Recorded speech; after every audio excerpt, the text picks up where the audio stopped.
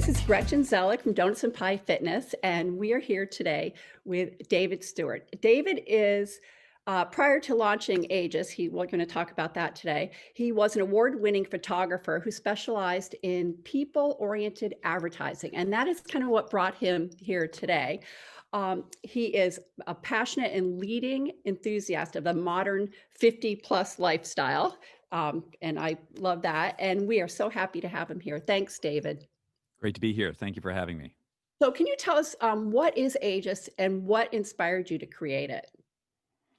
Uh, yeah, two questions. Yeah. I'll tell you a little bit about the origin story. We started about 6 years ago, and it was just really an investigation. It was a curiosity that we were following, that we didn't really understand why people our age were being shown in the media the way that we were. And why, when we were shown as like a problem, a liability in search of a solution. And so we did a lot of investigation of that for, I don't know, about 6, 8 months. And then we started publishing this little newsletter, and we sent it to 50 of our friends. And our grand ambition was that they would remain our friends. And so that was about 6 years ago. And, we're about 500,000 people a month now. So the different scale. And now what we do is we have a newsletter. We still do our newsletter pretty much every Thursday, and then we have a website with where we store a lot of information people go to. And it's now we're a community of people that is global in reach. We're our biggest audience is in the U.S., but our rest of world is significant, about 40% or something. And we're not really an advocacy organization. We're just a community of people saying this is how we're living, and we at Aegis create really a 360 ecosystem around that person. So the things that people are interested in, they're interested in, of course, in longevity and health and wellness, but they're also interested in culture and the whole sort of odd second teenage phase of how should I look? What should I be doing? We address that a lot. And then we, on the other side of the business, we do a lot of work with brands, with big companies, and helping them to get the message right. Because we think that's also really important that, a company like, if you think of somebody like Nike, what they did for running, in 1970, running was a completely weird, aberrant activity. And, they said, just do it. And now outdoor exercise is, of course, what's the Right. problem with that? So, yeah, so that's what we do. Yeah, you really have created a place for this cohort to go, like, figure out what our next step is. It's not you cover everything. It's fitness, it's lifestyle, you have the most interesting interviews with people that have a lot to say, and we have a lot to learn from. You once said we can go so much farther than we may believe we can. So tell me about finding your unique purpose. And I know you talk about this as you created Aegis, listening to your inner voices and challenging your range of skills and abilities to go farther in this endeavor than you really thought you could. Yeah, absolutely. So, there's a lot of messaging out there that I like to think of like there's a graph, right? When you're two, you think you can do anything.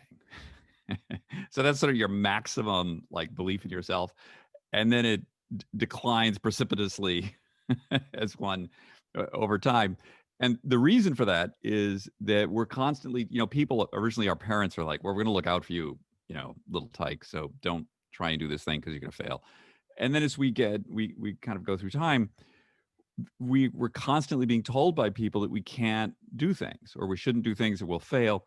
And especially after you reach, depending on whatever the activity is, some age people will say, well, isn't that a young person's thing? Or maybe you shouldn't do that, or you're not going to make it. And if you look at the, like the farm ads on TV, I mean, according to them, we can't leave the house with a bag of meds. We're just going to Right. expire.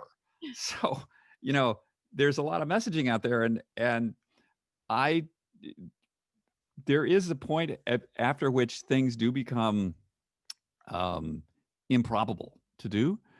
But for the most part, for people like us, it's just things are a little harder. But hard is not impossible. Is what we tell people, that it's just harder. So, it's harder for me to run than it used to be. It's maybe a little harder for me to do certain other things, but it's not impossible. And especially what I find particularly pernicious is this idea of our incapacity to learn or take in new information, change careers, to be able to reevaluate and say, well, maybe I don't like doing this thing. Maybe I should do this other thing. That's just hooey. I mean, and I'm like example A for that.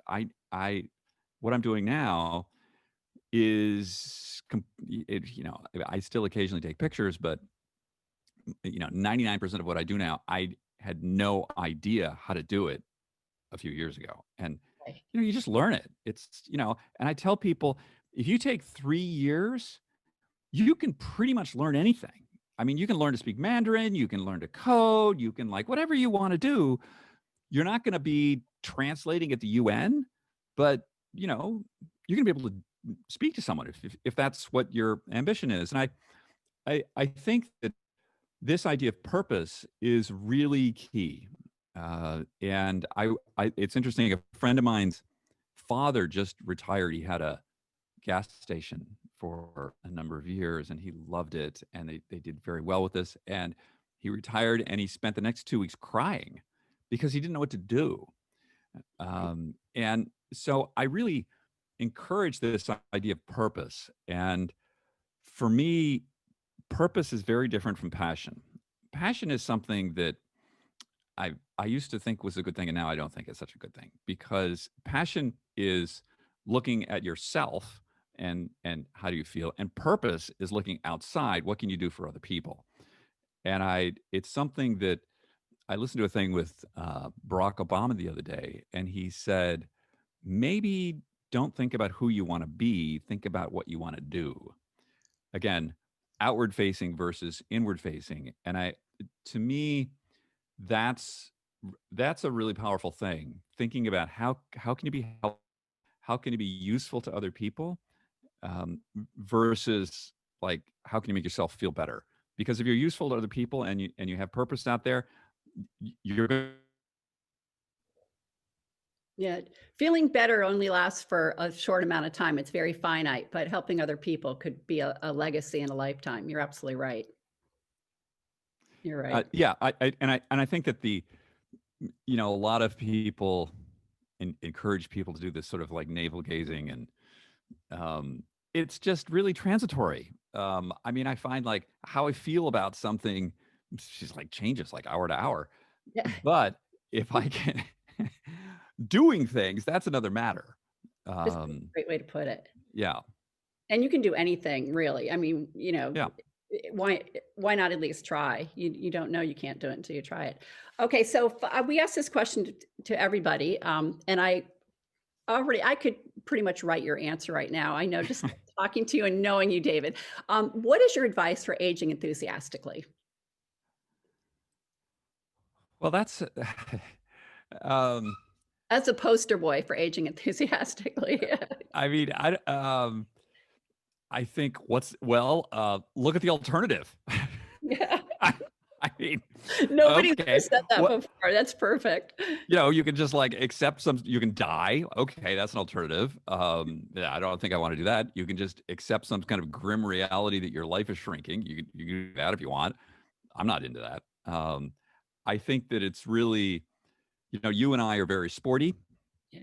and I think that the one of the keys to this is taking care of your body and understanding that, I tell people like mall walking is just not going to do it. You got to up your game, and you can do a lot more physically than you think you can.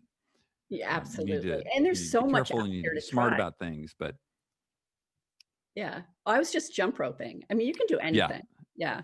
It's just it's funny. I remember Yeah. my dad at 40 said to me, "Why are you still running? You're too old to run." And it's whatever you can do. So I agree with you on that. David, thank you so much for speaking Yeah. to me today. I'm gonna Absolutely. It's great to be here. and you're really your site is awesome. I think you're going places. I love I think it's every Thursday we get I get the newsletter. I love going deeper into the online magazine. It's just everything you're doing is just it makes me happy to be 63 years old. But I'm going to share your website and all your social media information, and I encourage everybody to go check you out. And thanks so much. I really appreciate it.